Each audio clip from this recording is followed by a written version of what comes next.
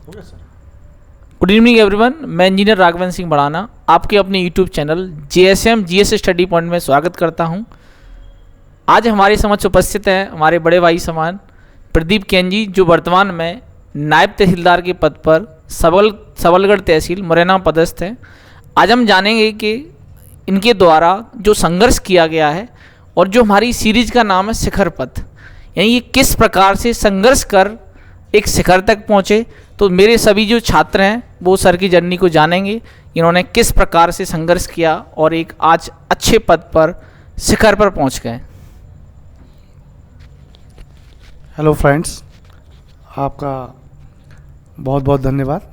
और विशेषकर हमारे इंजीनियर राघवेंद्र बढ़ाना जी, जो कि मेरे छोटे भाई समान हैं, उनकी द्वारा ये जो सीरीज चलाई जा रही है यूट्यूब चैनल पर शिखर पथ, इसमें उन्होंने मुझे आमंत्रित किया अपने विचारों को व्यक्त करने का। उसके लिए मैं इनका बहुत ही आभार व्यक्त करता हूं। और जैसा कि इस सीरीज का नाम है शिखर पथ, तो इस शिखर पथ को से आज जो तात्पर्य है कि आप अपनी जीवन में शिखर पर कैसे पहुँचे। तो इस शिखर पर पहुंचने के लिए जो भी आपका एक गोल रहा, जो एक टारगेट रहा, उसको अचीव करने के लिए आपने अपने जीवन में कौन कौन से प्रयास किए, किस लेवल पर जाकर आपको चीज़ों को फेस करना पड़ा जीवन में, और कौन कौन सी कठिनाइयाँ आई, उसके बारे में मैं आपसे बात करना चाहूँगा। जैसा कि मैं आपको बताना चाहता हूँ कि मेरा नाम प्रदीप कुमार कैन, नायब तहसीलदार सबलगढ़ जिला मुरैना है। जैसे कि मैं आपसे अपनी तरफ से, मैं बच्चों की तरफ से मैं ही क्वेश्चन पूछूंगा आपसे जी। जैसे कि आपकी जो जर्नी है वो ग्रामीण परिवेश से स्टार्ट हुई होगी जहाँ तक मेरा अनुमान है, या फिर आपकी जर्नी किस प्रकार से स्टार्ट हुई, तो आप अपनी थोड़ा जर्नी बताएंगे बच्चों को। मेरी जर्नी, जो मेरा जन्म हुआ वो ग्रामीण परिवेश में ना होकर ग्वालियर ज़िले में ही जो महाराज बाड़ा है उसके पास एक बालाबाई का बाज़ार है, वहाँ मेरा जन्म हुआ। नहीं, आप ग्वालियर से ही बिलोंग करते हैं? हाँ, टोटली शहरी का एरिया से मैं बिलोंग करता हूँ। और मैंने कभी अपने जीवन में जॉब में आने से पहले ग्रामीण एरिया देखा नहीं था। हालांकि मेरी माता जी वो गांव से बिलोंग करती हैं, और मेरा जन्म जो है वो एक गरीब परिवार में हुआ। मेरे पिताजी जब मेरा जन्म हुआ था उस समय मज़दूर थे, और माताजी मेरी गृहिणी थी। परिवार काफ़ी बड़ा था। परिवार में मैं बड़ा भाई था और 4 बहनें थीं और एक छोटा भाई।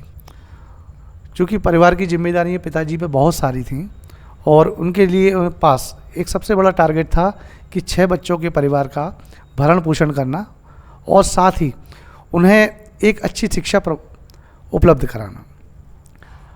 उन्होंने अपने जितने प्रयास किए उससे, ये मान लीजिए उनके जो प्रयासों के बदौलत आज मेरे परिवार में हम सभी भाई हैं, मतलब 6 भाई बहन हैं। हम 6 के 6 आज पोस्ट ग्रेजुएशन डिग्री किए हुए हैं, जिसमें से मेरी बहन है जो बड़ी वाली मिसेस ज्योति छावरिया, वो वर्तमान में आज फॉरेस्ट रेंजर ऑफिसर हैं ग्वालियर में ही। बाकी जो हैं, मैं जॉब कर ही रहा हूँ, और जो भाई बहन हैं वो भी अपने अपने क्षेत्रों में सेटल्ड हैं। तो आपकी जो जर्नी रही, इसमें सबसे बड़ा योगदान किसका रहा? सबसे बड़ा योगदान तो मेरे माता पिता का ही रहा है, क्योंकि एक गरीब परिवेश में पढ़ने के कारण पला बड़ा था मैं, तो संसाधनों की भारी कमी थी। तो आपने जो स्ट्रगल किया उसको बच्चों की समझ बयां करें कि कुछ बच्चे क्या है ग्रामीण परिवेश से आते हैं, वो भी स्ट्रगल कर रहे हैं, तो वो कहीं ना कहीं निराश हैं, तो उनको मोटिवेट किस प्रकार से करें, जिसे आपकी जर्नी रही है? जी, एक्चुअल में हम देखते हैं कि ज़्यादातर जो स्टूडेंट्स आते हैं, मतलब जिनके पास धनाभाव है, जिनके पास पैसे की कमी है, तो वो लोग ये होपलेस हो जाते हैं कि हम लोगों के पास पैसा नहीं है, हम एजुकेशन कैसे लें, हम जीवन में आगे कैसे बढ़ें। तो जीवन में आगे बढ़ने के लिए पैसा ज़रूरी तो है, लेकिन उसके साथ साथ आप अपनी जो टैलेंट है, आपकी जो योग्यता है, उसको कितना ग्रूम करते हैं। और जैसे कि मैंने अपने लाइफ में अपनी जर्नी को बढ़ाया कि मेरे पास भी पैसे की बहुत किल्लत और इस तरह की चीज़ें सामने आती थी। तो हमने 15 साल की उम्र से ही पार्ट टाइम जॉब्स किया। पार्ट टाइम जॉब्स करने के बाद जो बीच का हमें टाइम मिलता था उसमें हम अपनी स्कूल स्टडीज़, कॉलेज स्टडीज़ ये अपनी कंप्लीट की, जिससे कि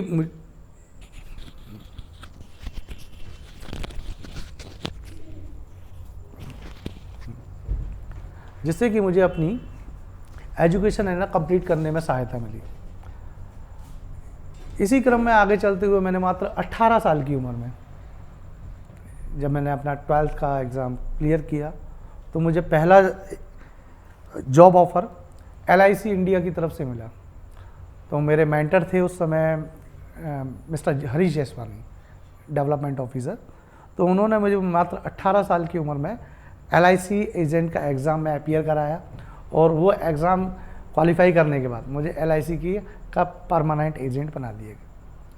उस काम को मैंने किया, लगभग 4 साल तक मैंने सकुशल रूप से एजेंसी चलाई और साथ में अपनी स्टडीज़ को कंप्लीट यानी किया। जो आपकी जो स्टडी रही है तो आपने स्टडी के साथ हाँ, जॉब भी किया? मतलब जॉब और है ना स्टडीज़ दोनों का एक बैलेंस लेके चलना पड़ता था मुझे, तब जाके मैं अपनी चीज़ों को आगे ले आ पाया। तो बिल्कुल मैं सर आपका धन्यवाद करूंगा। आपने जो आपका जो परिवार है तो आर्थिक रूप से संपन्न नहीं था, हाँ जी। फिर भी आपने जो मुकाम हासिल किया इसके लिए तो आपके लिए तालियां बजनी चाहिए। और मैं बिल्कुल आपसे बहुत ज़्यादा इंस्पायर हूँ मैं। तो आपने जिस प्रकार से जो मेहनत की, पहले आप पटवारी पोस्ट पर रहे, आप LIC का आपने अभी बयां किया, तहसीलदार की पोस्ट पे पहुंचे, नायब तहसीलदार की पोस्ट पे पहुंचे। तो जो आपकी जर्नी है ना बच्चों के लिए बहुत ज़्यादा प्रेरणास्पद होने वाली है आज जी। तो आप मुझे ये बताएंगे जो स्कूलिंग लाइफ में आपने स्कूल के साथ कहाँ जॉब की थी आप? हाँ, स्कूलिंग लाइफ में मुझे एक 9th स्टैंडर्ड का याद है कि जब मैंने अपनी लाइफ में फ़र्स्ट टाइम एक पार्ट टाइम जॉब करने के लिए एक मेडिकल स्टोर पे काम किया था। समर वैकेशन 2 महीने के समर वैकेशन के बाद में, चूँकि थोड़ा सा काम करने में भी इंटरेस्ट था स्टडीज़ के साथ में, तो उस स्टोर पे मैंने आगे चल के अपनी स्कूल के साथ में जो स्कूल टाइम है उसको मैनेज करते हुए मॉर्निंग और इवनिंग में अपनी उस जॉब को भी कंटिन्यू रखा और उस जॉब को लगातार मैंने 5 साल कंटिन्यू किया। हालांकि वो उसका उद्देश्य केवल मुझे अपनी पॉकेट मनी और अपनी स्टडीज़ को मेंटेन करने का था, जो सकुशल मेंटेन हुई। और ग्रेजुएशन कंप्लीट होने के बाद मैंने दोबारा उस जॉब की तरफ पलट कर नहीं देखा। अच्छा सर, आपने जो जैसे डिग्री आपकी कंप्लीट हो गई उसके बाद आपने सबसे पहला जो एग्ज़ाम कौन सा दिया और किसको आपने क्वालिफाई किया? डिग्री कंप्लीट होने के बाद फर्स्ट एग्ज़ाम जो मैंने जॉब के लिए दिया स्पेसिफिक रूप से, वो मेरा मध्य प्रदेश शासन द्वारा आयोजित पटवारी का एग्ज़ाम था, जो कि व्यापम नहीं, जिला लेवल पर कंडक्ट किया गया था। तो उस एग्ज़ाम में मैं अपीयर हुआ और उस एग्ज़ाम में चूँकि मैं SC कैटेगरी को बिलोंग करता हूँ तो उस कैटेगरी की पोस्ट नहीं थी, शायद लगभग 13 या 14 पोस्ट थी जनरल कैटेगरी की, बाकी OBC रिजर्व थी, महिला रिजर्व थी और हैंडीकैप्स के लिए। तो वो 14 पोस्टों में मुझको वो जो एग्ज़ाम मैंने क्वालिफाई किया, ग्वालियर में 8वां रैंक मुझे हासिल हुआ और उसके बाद से एक लाइफ में नया एक किक स्टार्ट मिला। हालांकि एक कोइंसिडेंट भी रहा मेरे साथ कि जिस दिन मैंने पटवारी का एग्ज़ाम दिया था तो उसी दिन मेरी लॉ की डिग्री कंप्लीट हुई थी, उसी का रिज़ल्ट डिक्लेयर हुआ था। और नेक्स्ट डे चूँकि मैंने ये डिग्री की थी प्रोफेशनल तौर पर अपनी लाइफ को सेटल करने के लिए, प्लान था कि मैं जॉब नहीं मिलती है तो एज अ लॉयर अपनी जर्नी स्टार्ट करूँगा, लेकिन वो जर्नी वहीं ख़त्म हो गई और नेक्स्ट डे जब रिज़ल्ट आया तो पटवारी की जर्नी स्टार्ट हुई। यानी आपने 2 मोर्चे खोल रखे थे?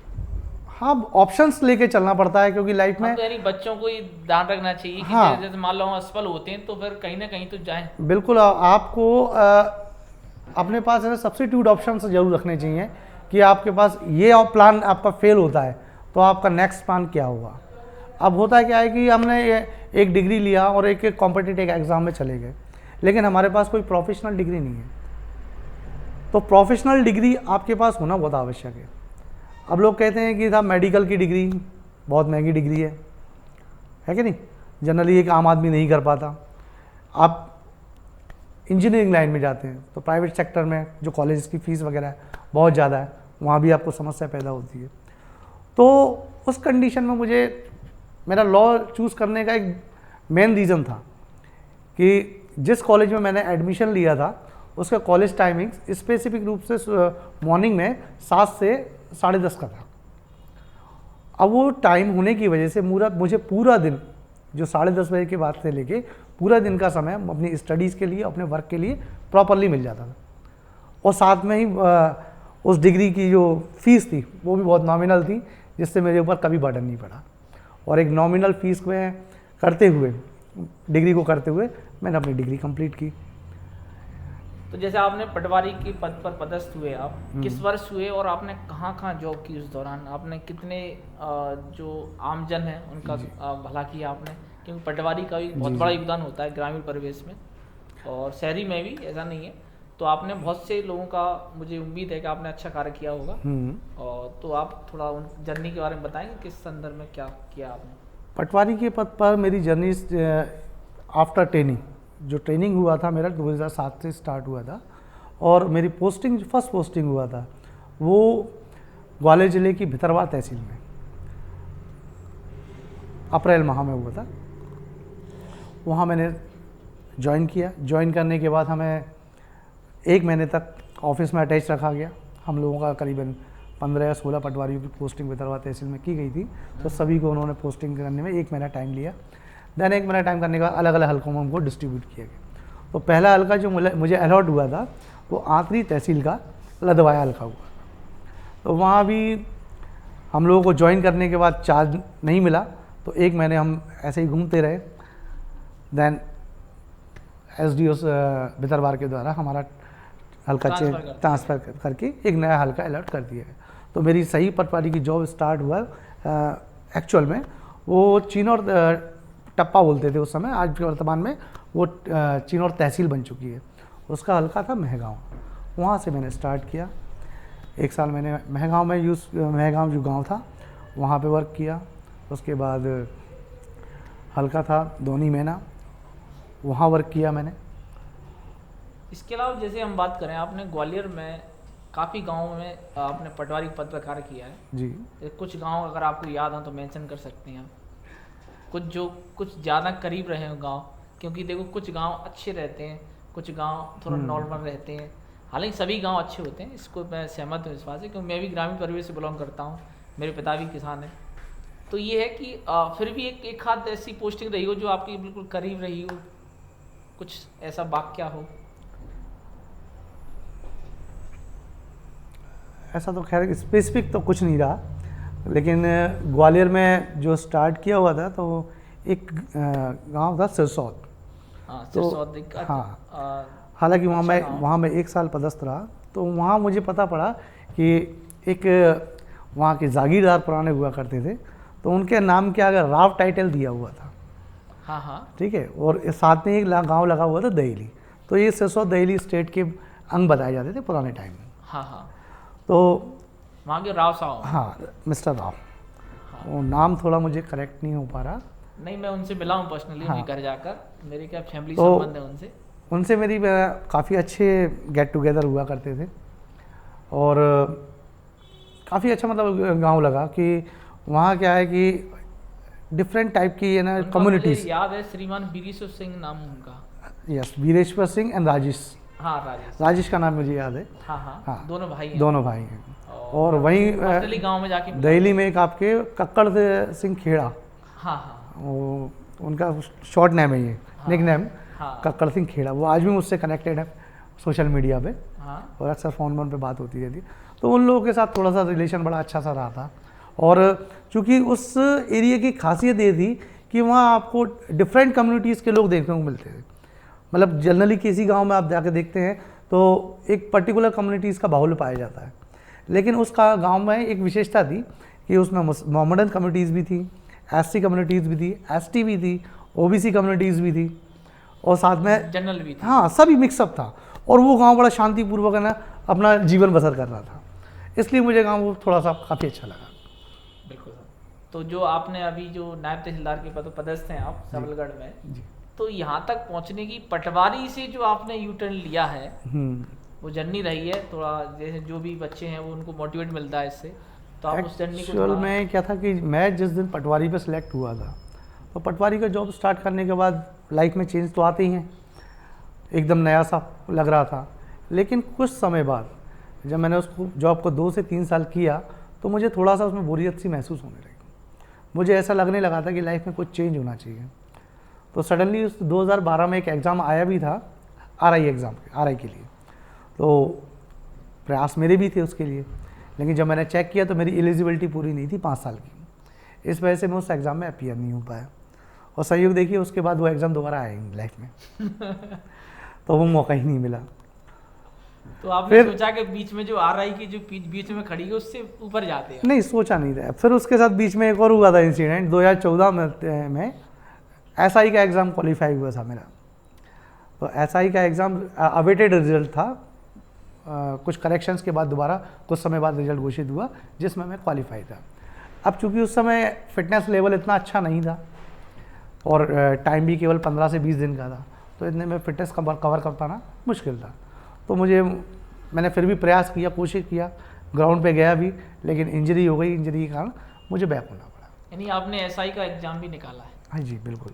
बिल्कुल सर। और तो इसके लिए आपने कुछ स्पेशली टाइम निकाला एसआई के लिए? क्या किया आपने? कुछ तो रणनीति अपनाई होगी। स्पेसिफिक टाइम तो नहीं, लेकिन आदत थी कि अपनी जॉब के बाद कुछ भी मतलब हमेशा पढ़ने की। तो उसको स्टडी को मैंने अपनी, चूँकि मैं सेल्फ स्टडी का किया, ट्यूशन्स कोचिंग कभी नहीं किया क्योंकि अफोर्ड ही नहीं कर सकता था। तो उसी सेल्फ स्टडी को मैंने हमेशा कंटिन्यू किया। हालांकि सेल्फ स्टडी में मेरा वह बड़ा सहयोग किया जो मैंने बच्चों को ट्यूशन्स पढ़ाए। हालांकि मैंने खुद नहीं पढ़ा, लेकिन मैंने CBSE NCERTs के जो बच्चे पढ़ाए उससे मुझे सपोर्ट मिला। मैंने अपने ग्रेजुएशन के बाद से लेकर पटवारी का एग्ज़ाम क्वालिफाई होने तक कंटिन्यू लगभग 3.5 साल बच्चों को पढ़ाया। और मेरी सफलता, बहुत से लाभ, मेरी सफलता में मैं 90% योगदान मेहनत का मानता हूँ। लोग कहते हैं ना कि जीवन में कहीं की गई मेहनत कभी बेकार नहीं जाती। तो शायद मुझे जो मैंने ट्यूशन्स पढ़ाए और जो मैंने अपनी सेल्फ स्टडीज़ की, उसका प्रतिफल मुझे इस रूप में मिला कि मुझे पहला गवर्नमेंट जॉब मिला आजकल की इस कंपटीशन के दौर में। सर जैसे कि मैं शिखर पथ सीरीज चला रहा हूँ अभी मैं, तो अभी तक लगभग काफ़ी सम्माननीय जनों का मैं इंटरव्यू ले चुका हूँ। तो मैंने ये देखा है सभी की जर्नी लगभग ये देखने को मिला है कि जो संघर्षशील है वही सफलता तक जाता है। प्रकृति का सिद्धांत है कि जो अब किसी पेड़ को भी देखेंगे तो वो ग्रास रूट लेवल पे है ना, अपन सीड डालते हैं और वो ग्रास रूट लेवल से ही ऊपर बढ़ता है, ऊपर से कभी नीचे नहीं आता। हाँ ये तो है ना। तो एक प्रकृति में, और ये भी है कि जो चीज़ ऊपर गई है उसका डाउनफॉल भी होता है तो आप उस चीज़ की डाउनफॉल की तरफ ना जाते हुए आप ये देखिए कि ग्रास रूट लेवल से अपन सीड को देखें ना, सीड कुछ नहीं होता। किसान खेती करता है या अपन घर में कोई पेड़ पौधा या कुछ उगाते हैं तो एक बीज डालते हैं, सिंपल सा। अब आप डिपेंड करता है उस बीज को आप है ना किस तरह से उसकी केयर करते हैं, किस तरह से उस पर इन्वेस्ट करते हैं। इन्वेस्टमेंट से मतलब पैसे से नहीं है, आप उसको मोरल वैल्यूज़ कितनी उसमें डेवलप करते हैं, उसको जो उसके एटिकेट्स हैं वो किस लेवल पे लेके जाते हैं। जैसा जैसा ग्रोथ करेगा बच्चा वो आगे जाके इम्प्रूव होके अच्छा फल देगा। कुछ बच्चे हैं जैसे कि वो जॉब्स करते हैं या प्राइवेट जॉब्स करते हैं या जो भी हम कार्य करते हैं उसके बाद पढ़ते हैं, जैसे कि आपने भी किया कि आपने जॉब भी की प्लस पढ़ाई की और आप एक तहसीलदार जैसी पोस्ट पर पहुंचे। तो ये है कि कितने घंटे आपने पढ़ाई की कि उससे वो उस मुकाम तक पहुंच पाए, क्योंकि उसको छोड़ भी नहीं सकते कि आर्थिक स्थिति थोड़ा कमजोर है। अब जो वर्किंग मैन या वर्किंग जो स्टूडेंट्स होते हैं उनके साथ ये कहें कि एक मजबूरी है कि उनको जॉब करना है। अब जॉब करने के बाद आपकी लाइफ में इतना स्ट्रेस, पैनिक डेवलप हो जाता है कि अब आपको लगता है कि हम कैसे पढ़ें। पहला क्वेश्चन ये होता है कि हम बाहर इतना भाग दौड़ करके आए, पैसा अर्न किया, जॉब किया, अब उसके बाद हम स्टडीज़ कैसे करें। तो यहाँ मैं केवल इतना कहना चाहता हूँ कि ये केवल एक मानसिक सोच है कि मैं वहाँ बाहर मैंने जॉब किया तो पैनिक लेके आया। वो आपका पार्ट ऑफ लाइफ था, ठीक है ना। आपने एक पार्ट था वो वहाँ पे स्टॉप किया, देन नेक्स्ट पार्ट स्टार्ट। तो आप वापस अपने घर पे आए, आपकी नई जर्नी स्टार्ट। तो आप अपना टाइम मैनेजमेंट किस तरह से करते हैं वो आपको विशेषकर ख्याल रखना है कि भाई आपके ऊपर वो जॉब का प्रेशर है वो आपकी स्टडीज़ पे कभी हावी ना हो पाए। आप जॉब कर रहे हैं केवल अर्न करने के लिए, लेकिन जॉब को अपने स्टडीज़ पर इतना ओवरलैप कभी नहीं होने देना कि वो स्टडीज़ आपकी ख़त्म हो जाए। राइट टाइम मैनेजमेंट का, तो टाइम आपके ऊपर डिपेंड करता है कि आप कितने घंटे का जॉब करते हैं, उसके बाद आपके पास समय कितना बचता है। तो मैं मानता हूँ कि 24 घंटे के एक दिन मानते हैं अपन, तो 8 घंटे सोने का ख़त्म कर दीजिए, क्योंकि प्रॉपर नींद लेना बहुत ज़रूरी है। 8 घंटे का जॉब बचे आपका, ठीक है। उसके बावजूद भी आप 8 घंटे बचते हैं, उसमें से आप 2 घंटे अपनी दैनिक दिनचर्या को हटा दीजिए, ठीक है ना। फिर भी आपके पास है ना 6 घंटे बचते हैं, 1 घंटा एंटरटेनमेंट का भी कर लीजिए, 5 घंटे बचते हैं ना, उतना पढ़ लो। एंटरटेनमेंट में क्या करना चाहिए सर? जैसे टिकटॉक बहुत चल रहा है आजकल। नहीं, अब टिकटॉक को मैं नहीं माना जाएगा, क्योंकि मैं टिकटॉक वाले एरा में पैदा नहीं हुआ और ना ही मेरे को टिकटॉक में कोई इंटरेस्ट। केवल हाँ, नाम सुना है कि यहाँ टिकटॉक होता है, उस पर बहुत सारे लोग वीडियो अपलोड करते हैं और it's a means of entertainment. उसमें क्या है, वो लगातार इस तरह का वो माहौल बना रखा है उस पर कि एक वीडियो को देखो दूसरी अपने आप में इच्छा होने लगती है। कहीं ना कहीं आपको बच्चों का अट्रैक्शन थोड़ा देखिए, आपको जिस समय आप स्टडीज़ कर रहे हैं, मैं ये नहीं कहता कि आपकी लाइफ में एंटरटेनमेंट नहीं होना चाहिए। एंटरटेनमेंट यूँ होना चाहिए क्योंकि आप अगर एक स्ट्रेसफुल लाइफ जिएंगे तो आपका जो परफॉर्मेंस आनी है वो अच्छी नहीं आएगी। आप फ्री ऑफ माइंड होंगे जितना अच्छा सोचेंगे। इसलिए मैंने आपको कहा 8 घंटे की प्रॉपर नींद, 7 से 8 घंटे की। मैं अपनी लाइफ में बता रहा हूँ, मैंने आज तक कभी रात में नाइट स्टडी नहीं की। मतलब प्रॉपर मुझे नींद चाहिए, भले ही उसके बाद मुझे दिन में करना पड़े, लेकिन नींद से समझौता नहीं करना। अब ये हो सकता है कि मेरा कंसेप्ट है आपके साथ ना लगे, लेकिन चूंकि क्या है कि वो कहते हैं ना कि एक स्वस्थ शरीर में ही एक स्वस्थ मस्तिष्क का वास होता है। जब तक आपकी बॉडी फिट नहीं होगी और आपकी बॉडी में रिलैक्स नहीं हुआ, तो आप ये उम्मीद ना करें कि आपके साथ आपका ब्रेन भी है ना शार्पनेस के साथ काम करे। तो आपने एक अच्छा मेंशन किया कि भैया जो भी बच्चे प्राइवेट जॉब कर रहे हैं या उनके पास समय नहीं है, फिर भी वो समय निकाल कर कंटिन्यू उसमें आगे बढ़ सकते हैं, जैसे आपने किया। कंटिन्यूटी होना चाहिए। आप ये मतलब ये नहीं कि आपने आज किया और 4 दिन आपने ब्रेक लिया, उस लाइफ में ब्रेक नहीं होना चाहिए। सर एक क्वेश्चन और बच्चों की तरफ से मैं ही पूछूंगा जी। जैसे कि आपने पटवारी से सीधा आपने नायब तहसीलदार जी, क्योंकि अमूमन जो भी पटवारी भाई बंधु बने उनका ये मानना होता है कि हम पटवारी से संतुष्ट हैं, लेकिन आपने कहा कि अभी वो 3 साल के बाद उसमें उतनी अनुभूति नहीं हो रही थी क्योंकि मुझे कुछ बड़ा करना था। तो आपने जो बड़ा करने के लिए क्या प्रयास किया आपने कि आप इस पद पर पहुंचे? देखिए, बड़ा करने के लिए सबसे पहले आपको एक गोल तो सेट करना ही पड़ेगा कि मुझे क्या बड़ा करना है। अंधेरे में तीर तो आप चलाएंगे नहीं। ये तो सही है, ठीक है ना। अब जैसे कि मेरे साथ हुआ कि मुझे अपनी जॉब से संतुष्टि नहीं रही, तो संतुष्टि का भाव आपके जीवन में जहाँ आने लगता है तो वहाँ आपकी लाइफ स्टॉप होने लगती है। आपके भी एक कंफर्ट जोन बन जाता है, आप उस कंफर्ट जोन से बाहर नहीं निकल पाते। लेकिन जब आपके लाइफ में असंतुष्टि का भाव आता है, आपको सेटिस्फैक्शन नहीं हुआ, तो आप क्या करेंगे? आप उस कंफर्ट जोन को तोड़ने का प्रयास करेंगे। तो बस कुछ नहीं करना, अपने कंफर्ट जोन से बाहर निकल।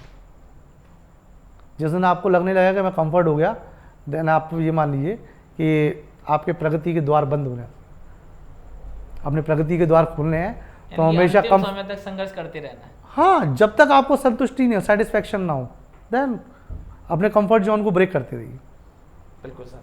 तो जैसे आपने जो तहसीलदार की पोस्ट पे आप पदस्थ रहे, तो आपने जर्नी कहाँ से स्टार्ट की इसमें कि मतलब स्टार्टिंग आपकी पदस्थ स्थापना कहाँ पर हुई और अभी वर्तमान में तो आप क्लियर है कहाँ पर हैं? पटवारी से नायब तहसीलदार पर जाने के बाद मैंने एकेडमी में जो हमारा 70 डेज़ का ट्रेनिंग होता है उसको कंप्लीट किया। नरोन्ना अकेडमी में? हाँ, जिसमें जाने का हर व्यक्ति का सपना। नरोन्ना अकेडमी, हाँ, लोगों का सपना होता है और वास्तव में बहुत भोपाल में है। भोपाल में है और बहुत ही अच्छी एकेडमी है, बहुत कुछ सीखने को मिलता है। और इस एकेडमी ने एक बहुत अच्छा काम किया कि इसने मेरे अंदर के पटवारी को मार दिया।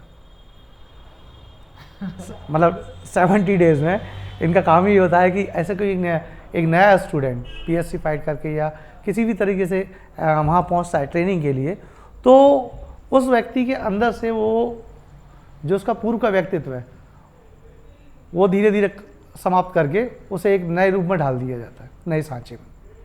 तो आप जब वहाँ से निकलते हैं तो आपका व्यक्तित्व इस तरह का हो जाता है कि आपको खुद फील होने लगता है कि I am like an officer, और अब मुझे किस तरह से एडमिनिस्ट्रेशन में काम करना है, क्योंकि व्यावहारिक ट्रेनिंग भी होती है, प्रैक्टिकल ट्रेनिंग भी होती है।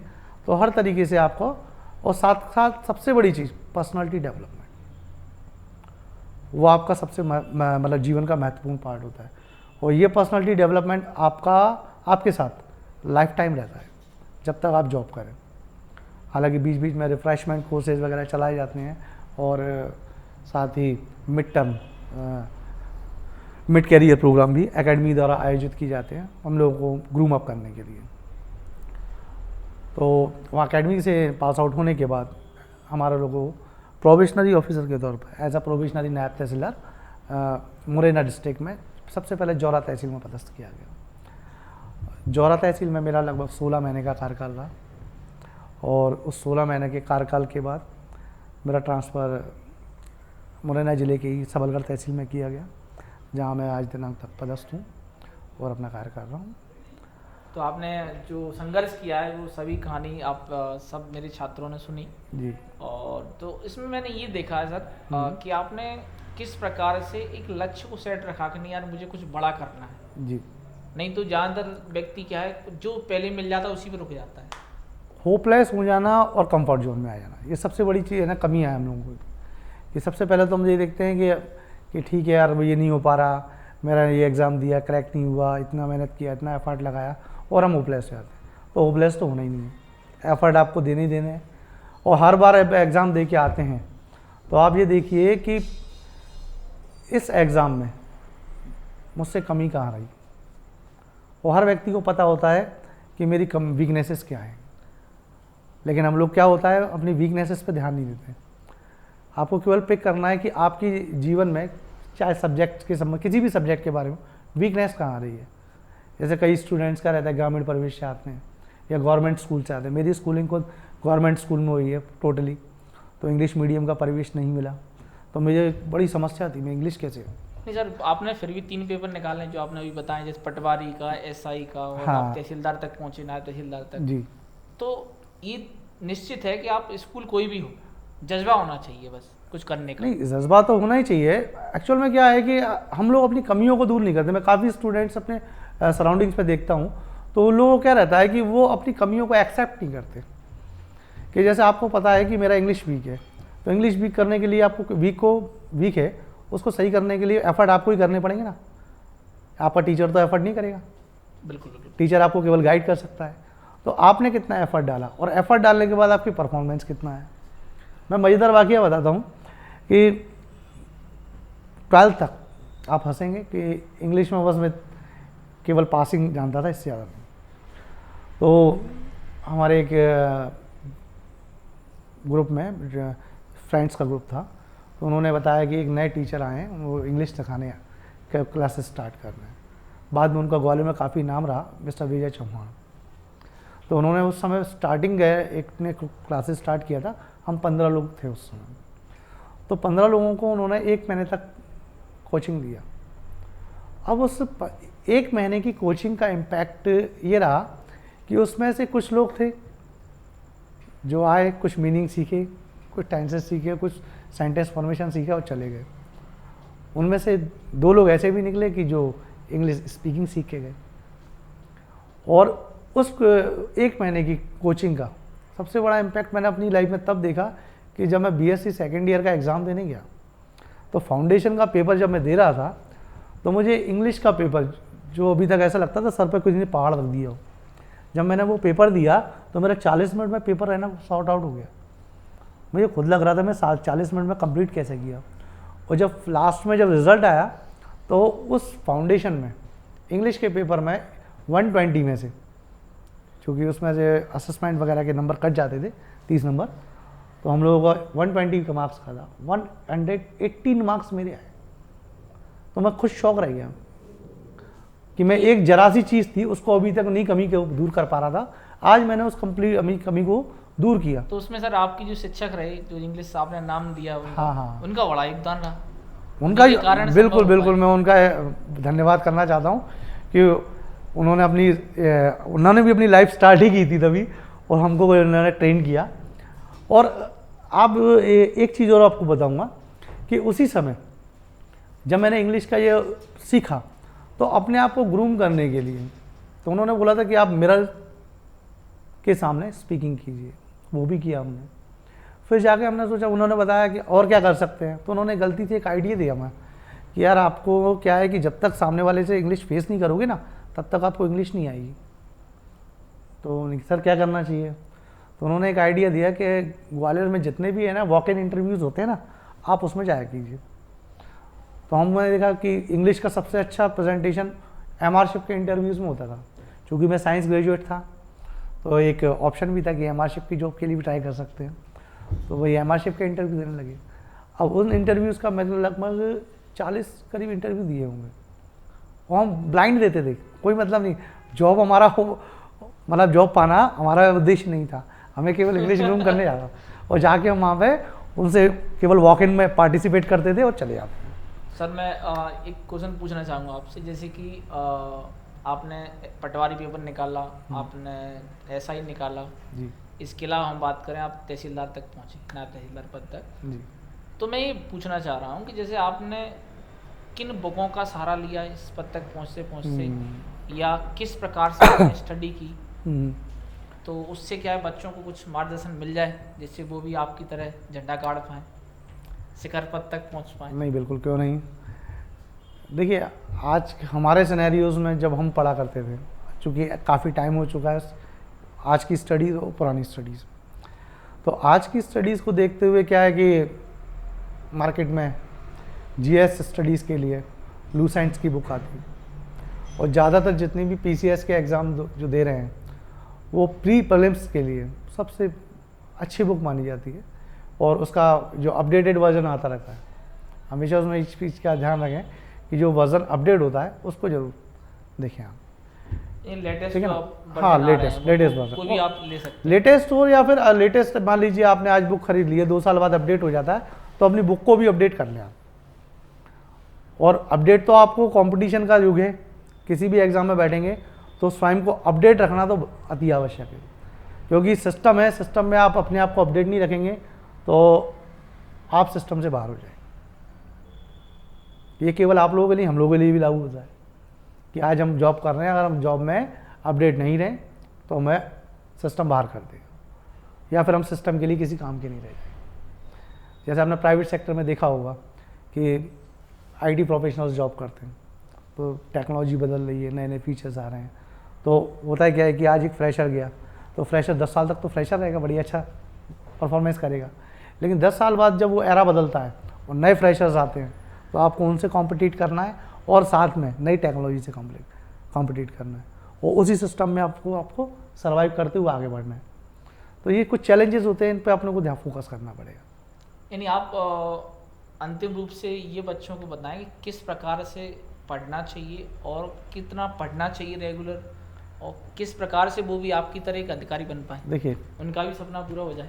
पढ़ने के लिए आप कहें कि मैं आपसे कहूँ कि आप 10 घंटे पढ़ें, 12 घंटे की स्टडी करें, 8 घंटे की स्टडीज़ करें, तो इसका कोई पैरामीटर तो है नहीं, ये आपकी व्यक्तिगत क्षमताओं के ऊपर डिपेंड करता है और आपके कंफर्ट जोन के ऊपर कि आपका कंफर्ट जोन कितना है।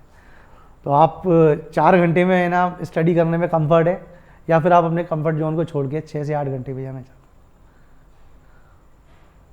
तो आप उस चीज़ को देखिए कि मैं अपना परफॉर्मेंस कहाँ से दे सकता हूँ। अगर आपको 4 घंटे में आप कवर अप कर रहे हैं और आपकी परफॉर्मेंस आ रही है, नॉट सो बैड, आपको ज़रूरत नहीं है करने की। मैं नहीं कहूँगा कि आप 8 घंटे पढ़ें लेकिन हाँ आपका कंफर्ट जोन, लेकिन कंटिन्यू तो पढ़ते रहना चाहिए, कंटिन्यूटी तो चाहिए आपको, बिना कंटिन्यूटी के आप कुछ नहीं कर पाएंगे भाई। आपको सबसे बड़ा चीज़ है कि आपको कंटिन्यू करना है, और एक टाइम जो आपके कंफर्ट जोन को ब्रेक करे। तो जैसे कि मैं बात करूं, आपने जो शुरुआत में इस चीज़ को बताया है कि मेरी घर की आर्थिक स्थिति, देखो हम सबकी कमज़ोर रही है जी, क्यों, आप ज़्यादातर भारत में अमूमन इसी प्रकार के परिवार देखने को मिलेंगे तो ये कि आपने उस कंफर्ट जोन में को आगे बढ़ाया, यानी कि कंफर्ट जोन तो नहीं कह सकते, वो संघर्षशील जीवन था आपका, तो आपने स्वयं संघर्ष किया और आगे बढ़े इस फील्ड में। जी। तो आप उन बच्चों के लिए मार्गदर्शक हैं जो बच्चे इस दौर से गुजर रहे हैं, बिल्कुल। तो आप उन्हें एक अंतिम संदेश दें कि किस प्रकार से संघर्ष करें और इस आर्थिक जो भारत में कह सकते हैं कि हर घर की ये समस्याएं हैं, उनको तोड़ा जा सके उस स्थिति को। देखिए, वो कहते हैं ना, आज़ादी, लोग लड़ रहे हैं आर्थिक आज़ादी के लिए, ठीक है। और चूंकि गरीब तबके के पास एक सबसे बड़ा एक अभिशाप है गरीबी, को कहते हैं गरीबी एक अभिशाप है। तो इस आर्थिक आज़ादी से लड़ने के लिए प्रयास आपको करने पड़ेंगे, और प्रयास करने के लिए अर्न भी करना पड़ेगा, लेकिन अर्न के साथ में आपको अपनी स्टडी लेवल बढ़ाना पड़ेगा। दोनों के बीच में एक अच्छा सा बैलेंस करके आप चलें, सफलता आपको 100 नहीं 110% मिलेगा। क्यों? क्योंकि आप जब अपने कंफर्ट जोन को तोड़ देंगे ना, आपको कोई रोक नहीं पाएगा। बस आप ये डिसाइड कर लीजिए कि मुझे करना है, अंडे के अंदर है ना, अंडे को तोड़ के बाहर मुर्गा बनना है। तो सर मैं आपका तहे दिल से आभार व्यक्त करूंगा, आपने जो कीमती समय से निकाल कर जी। जो समय आपने शिखर पर सीरीज को दिया, और आपके माध्यम से बहुत से बच्चों को मोटिवेशन मिलेगा, जी। और वो भी उम्मीद है कि इस मुकाम तक पहुंचेंगे। ओके। ऐसी हम आशा करते हैं, कामनाएं करते हैं। हम्म। और बिल्कुल सर, एक चाहे तो आप एक अंतिम संदेश और दे सकते हैं बच्चों को। काफ़ी हो चुका। ठीक है, थैंक यू। जय भारत। Thank you.